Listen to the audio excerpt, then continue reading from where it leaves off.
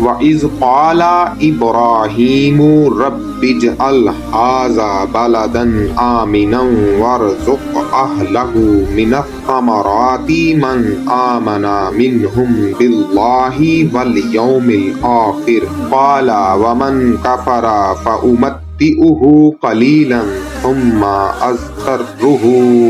إِلَىٰ عَذَابِ النَّارِ وَبِئْسَ الْمَصِيرُ وَإِذْ يَرْفَعُ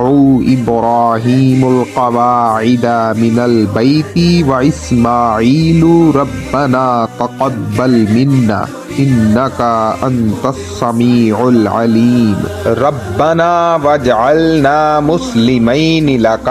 وَمِنْ ذُرِّيَّتِنَا أُمَّةً مُسْلِمَةً لَكَ وَأَرِنَا مَنَاسِكَنَا وَتُبْ عَلَيْنَا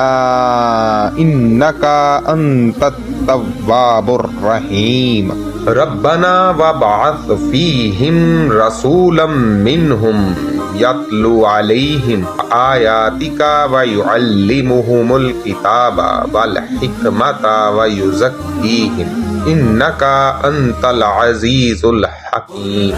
وَمَن يَرْغَبُ عَن مِّلَّةِ إِبْرَاهِيمَ إِلَّا مَن سَفِهَ نَفْسَهُ وَلَقَدِ اصْطَفَيْنَاهُ فِي الدُّنْيَا